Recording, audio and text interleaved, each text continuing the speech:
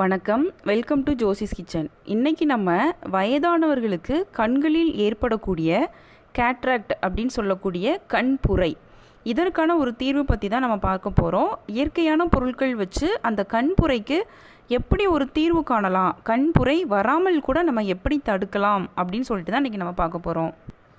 இந்த கேட்ராக்ட் அப்படிங்கிறது கண்களின் கரு வெளியில் ஒரு விதமான வெண்மையான ஒரு படலத்தை தோற்றுவிக்கும். இதன் காரணமாக என்னாகும் அப்படின்னா நம்முடைய பார்வை திறன் ரொம்பவே கம்மியாகும்.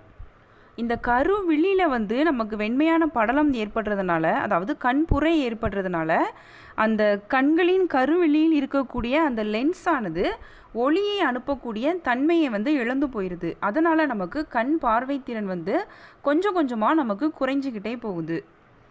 கண்களில் இருக்கக்கூடிய ரெண்டு முக்கியமான பொருட்கள், ஒன்று தண்ணீர், இன்னொன்று புரோட்டீன்.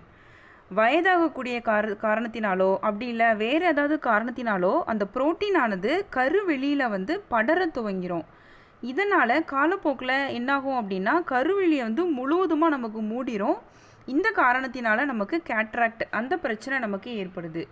இன்னும் முக்கியமான காரணங்கள் என்னன்னு சொன்னால், சர்க்கரை நோய் இருந்ததுனாலோ அதிக இரத்த அழுத்தம் இருந்தது அப்படின்னாலோ கண்களில் புரை ஏற்படுவதற்கு வாய்ப்புகள் இருக்குது. அது தவிர அதிகமாக புகைப்பிடித்தல், மது பழக்கம் அதிகமாக வச்சுருக்கிறது, அது மட்டும் இல்லாமல் விட்டமின் டிஃபிஷியன்சி, அந்த விட்டமின் குறைபாடு இருக்கிறதுனாலையும் இந்த மாதிரியான பாதிப்புகள் ஏற்படும். அது மட்டும் இல்லாமல் கண்ணுக்கு ஏற்படக்கூடிய ஏதாவது ஒரு அடிபட்டுருச்சு, அதனால் காயங்கள் ஏற்பட்டாலோ, ஏதாவது கதிர்வீச்சுக்கள் கண்களில் டைரெக்டாக பட்டுருச்சு அப்படின்னா கூட கண்புரை ஏற்படுவதற்கு வாய்ப்புகள் இருக்குது. என்ன மாதிரியான காரணத்தினால கண்புரை ஏற்பட்டாலும் அதை எப்படி சரி பண்ணலாம் அப்படின்னு சொல்லிட்டு இன்றைக்கி நம்ம பார்ப்போம். ஃபர்ஸ்ட் என்ன அப்படின்னு சொல்லிட்டு நம்ம பார்த்துடலாம். இந்த மாதிரி அழகாக பூத்திருக்கிற இந்த ரோஜா, இதை வச்சு தான் நம்ம பார்க்க போகிறோம். பெரும்பாலும் நம்ம இந்த ரோஜா பூவை அழகுக்காக வீட்டு தோட்டங்களில் வளர்ப்போம். அது மட்டும் இல்லாமல் நம்மளுடைய தலையில் அழகுக்காக சூட்டுவதற்காகவும் நம்ம இதை பயன்படுத்துவோம். நிறைய நன்மைகள் இந்த ரோஜா பூவில் இருக்குது. ஆனால் இதை பற்றி நம்ம நிறைய பேர் தெரியாமே இருந்திருப்போம். நிறைய பேருக்கு பித்தம் ரொம்ப அதிகரிக்கிறதுனால அவங்களுக்கு தலைவலி அதிகமாக ஏற்படும். இந்த மாதிரி தலைவலி அதிகமாக ஏற்படுறவங்க இந்த ரோஜா பூவை கொஞ்ச நேரத்திற்கு நுகர்ந்து பார்த்தோம் அப்படின்னாலே போதும், நல்ல ஒரு தீர்வு கண்டிப்பாக கிடைக்கும். ஆனால் இதை நுகர்ந்து பார்க்குறதற்கு முன்னாடி நம்ம கவனிக்க வேண்டிய விஷயம், இந்த பூக்களில் ஏதாவது பூச்சி இருக்குதா அப்படின்னு சொல்லி பார்த்துட்டு தான் நம்ம நுகர்ந்து பார்க்கணும். பூச்சி இல்லைனா புழு ஏதாவது இருக்குதான்னு சொல்லி பார்த்துட்டு அதுக்கப்புறமா நம்ம நுகர்ந்து பார்க்கணும். இதில் நம்ம கவனிக்க வேண்டிய இன்னொரு விஷயம், இப்போ இந்த ரோஜா பூக்கள் ஹைப்ரிட் வகை நிறையவே இருக்குது. அந்த மாதிரி ரோஜா நம்ம பயன்படுத்தினோம் அப்படின்னா நமக்கு எந்த விதமான பிரயோஜனமும் கிடையாது. இப்போ நான் காட்டுற மாதிரி பன்னீர் ரோஜா, அப்படி இல்லைனா இதே மாதிரி நாட்டு ரோஜா, இந்த மாதிரி நம்ம பயன்படுத்திட்டு வந்தோம் அப்படின்னா மட்டும்தான் நல்ல ஒரு தீர்வு நமக்கு கிடைக்கும். நிறைய பேர் மாமிசம் ஏதாவது சாப்பிட்டதுக்கு பிறகு அப்படி இல்லை வியர்வை துர்நாற்றத்தினால ரொம்ப அவதிப்படுவாங்க. இந்த மாதிரி வியர்வை துர்நாற்றத்தை நீக்கணும் அப்படின்னா இந்த ரோஜா இதழ்கள் ஒரு 4லிருந்து ஒரு 5 இதழ்கள் மட்டும் நம்ம சாப்பிட்டு வந்தோம் அப்படின்னா இந்த மாதிரி மாமிசம் சாப்பிட்றதுனால ஏற்படக்கூடிய உடல் துர்நாற்றமாக இருக்கட்டும், அப்படி இல்லை வியர்வை துர்நாற்றமாக இருக்கட்டும், ரெண்டுமே நல்ல ஒரு தீர்வு நமக்கு கண்டிப்பாக கிடைக்கும். சரி, இன்றைக்கி நம்ம இந்த கண்புரைக்கு எப்படி இதை பயன்படுத்தலாம்னு சொல்லி பார்ப்போம். ஒரு ரோஜா மட்டும் எடுத்து அதில் இருக்கிற இதழ்களை நல்லா ஒரு 300 ml தண்ணீரில் போட்டு நல்லா கொதிக்க வைங்க. அந்த 300 ml தண்ணீர் நமக்கு 150 ml குறைந்த பிறகு தண்ணீரை நல்லா ஆற விட்டுருங்க. நல்லா உங்களுக்கு குளிர ஆறுனதுக்கு பிறகு அந்த தண்ணீரை வச்சு உங்கள் கண்களை கழுவிட்டு வாங்க. இந்த மாதிரி ரெகுலராக கண்களை கழுவிட்டு வந்தோம் அப்படின்னா கண்டிப்பாக நீங்கள் ஃபில்டர் பண்ணிடுங்க. உள்ள அந்த கண்களை கழுவும் போது எந்த விதமான தூசு துரும்பு இருக்கக்கூடாது. அதனால் நல்லா சுத்தப்படுத்திட்டு அதுக்கப்புறமா அந்த கண்களை நீங்கள் கழுவிட்டு வாங்க. இந்த மாதிரி நீங்கள் ரெகுலராக செஞ்சுட்டு வந்தீங்க அப்படின்னா அந்த கண்புரை வராமல் தடுக்கலாம். வந்த பிறகும் அதை சரி பண்ணலாம். அடுத்தது என்ன அப்படின்னு சொல்லி நம்ம இப்போ பார்ப்போம். அடுத்ததாக நம்ம பார்க்க போகிறது இந்த பூசணிக்காய், அதில் இருக்கிற இந்த பூசணி பூ, இதை வச்சு தான் நம்ம பார்க்க போகிறோம். இதில் நிறையவே விட்டமின் சி கண்டென்ட் இருக்கிறதுனால உடலுக்கு தேவையான ஒரு ஆரோக்கியத்தை கொடுக்கறதற்கு ஒரு நல்ல ஒரு பொருள் அப்படின்னு நம்ம சொல்லலாம். அது மட்டும் இல்லாமல் நோய் எதிர்ப்பு சக்தியை அதிகப்படுத்துறதுக்கும் இந்த பூசணிப்பூ ரொம்பவே ஹெல்ப்ஃபுல்லாக இருக்கும். முக்கியமாக இதில் விட்டமின் ஏ இருக்கிறதுனால கண்களில் எந்த விதமான பாதிப்புகள் இருந்தது அப்படின்னாலும் அதை சரி பண்ணுறதற்கு ஒரு சூப்பர் எஃபெக்டிவான ரிசல்ட் கொடுக்கக்கூடியது அப்படின்னா இந்த பூசணி பூ தான். பார்வை திறனை நமக்கு அதிகப்படுத்துறதுக்கும் நம்மளுடைய அந்த ரெட்டினால் இருக்கக்கூடிய பிரச்சனையை சரி பண்ணுறதற்கும் முக்கியமாக மாலைக்கண் வியாதி அதை சரி பண்ணுறதற்கும் ஒரு சூப்பரான ரிசல்ட் நமக்கு வேணும் அப்படின்னா நம்ம இந்த பூசணி பூ இதை நம்ம பயன்படுத்திட்டு வரலாம்.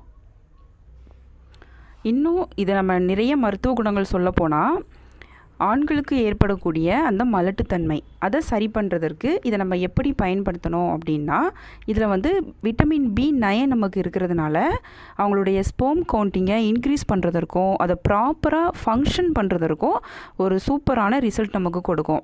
அதனால் அதுக்கும் இந்த மாதிரி இந்த பூசணி பூவை நம்ம பயன்படுத்திட்டு வரலாம்.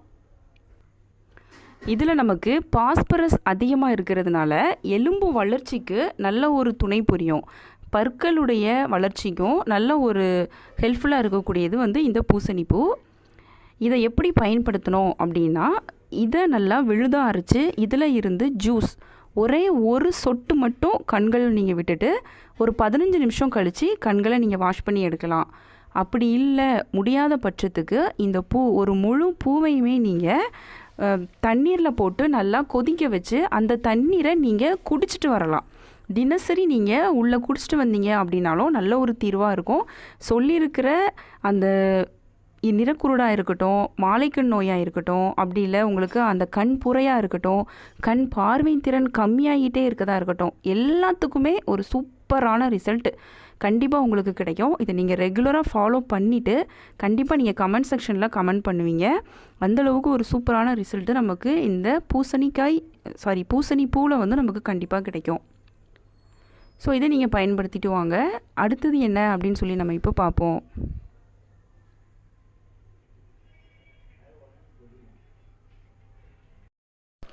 இன்னும் உங்களுக்கு இதே மாதிரி ஹெல்த் ரிலேட்டடாக ஏதாவது வீடியோஸ் வேணும் அப்படின்னாலும் நீங்கள் கமெண்ட் செக்ஷனில் கேளுங்க. கண்டிப்பாக நான் உங்களுக்கு வீடியோ போஸ்ட் பண்ணுறேன். ஏற்கனவே நிறைய வீடியோஸ் நான் போட்டிருக்கேன். என்னோடய சேனல் பிளேலிஸ்ட்டில் போய் நீங்கள் செக் பண்ணி பார்த்தீங்க அப்படின்னா உங்களுக்கு கிடைக்கும். ஒவ்வொரு செக்மெண்ட்டாக நான் பிரித்து போட்டிருப்பேன். உதாரணத்திற்கு இப்போ சிறுநீரகம் சொல்லி எடுத்துக்கிட்டோம் அப்படின்னா என்னென்ன பிரச்சனைகள் இருக்கோ அந்த எல்லா பிரச்சனைக்குமே நான் வீடியோஸ் போட்டிருப்பேன். அதே மாதிரி கல்லீரல், கணையம், நுரையீரல், அதுக்கப்புறமா அல்சர் பிரச்சனை இருக்கிறவங்க, அதுக்கப்புறமா குழந்தையின்மை பிரச்சனைக்கு எப்படி தீர்வு காணலாம், இந்த மாதிரி நான் போட்டிருப்பேன். சேனல் பிளேலிஸ்ட்டில் போய் நீங்கள் தாராளமாக செக் பண்ணிக்கலாம். அடுத்து என்ன அப்படின்னு சொல்லி நம்ம இப்போ பார்ப்போம். அடுத்து நம்ம பார்க்க போகிறது இந்த ஆப்பிள் சிடர் வினிகர். இதை வச்சு தான் நம்ம பார்க்க போகிறோம். நம்ம பாடி எவ்வளோ தான் டயர்டாக இருந்தாலும் சரி தான், இன்ஸ்டண்ட்டாக ஒரு எனர்ஜி நமக்கு வேணும் அப்படின்னு சொல்லி நினச்சோம் அப்படின்னா, ஒரு ஆக்டிவ் நமக்கு வேணும் அப்படின்னா இந்த ஆப்பிள் சிடர் வினிகரை நம்ம உள்ளே குடிச்சிட்டு வந்தோம் அப்படின்னாலே போதும். ஒரு கஷாயம் மாதிரி இது நமக்கு செயல்படும். இப்போ தலைவலி, காய்ச்சல் இருக்குது, பாடி ரொம்ப டயர்டாக இருக்கும் அப்படின்னா மிளகு, திப்பிலி, அந்த சுக்கு அந்த மாதிரி பொருட்கள் போட்டு நம்ம ஒரு கஷாயம் செய்வோம். இது இன்ஸ்டண்ட்டான ஒரு கஷாயம் ரெடி பண்ணி இருக்கும். இதை நம்ம குடிச்சிட்டு வரலாம்.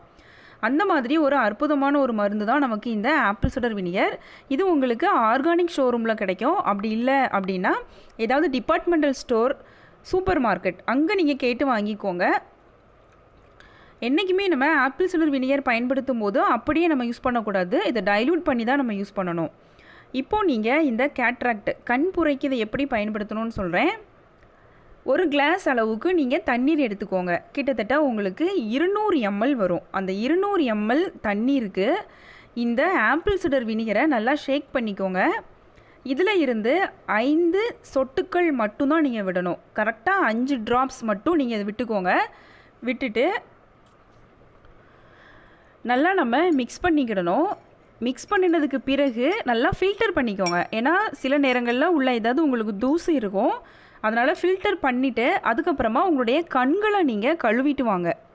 இந்த மாதிரி ரெகுலராக நீங்கள் செஞ்சுட்டு வந்தீங்க அப்படின்னாலே போதும், கண்டிப்பாக உங்களுக்கு சூப்பரான ரிசல்ட்டு கிடைக்கும்.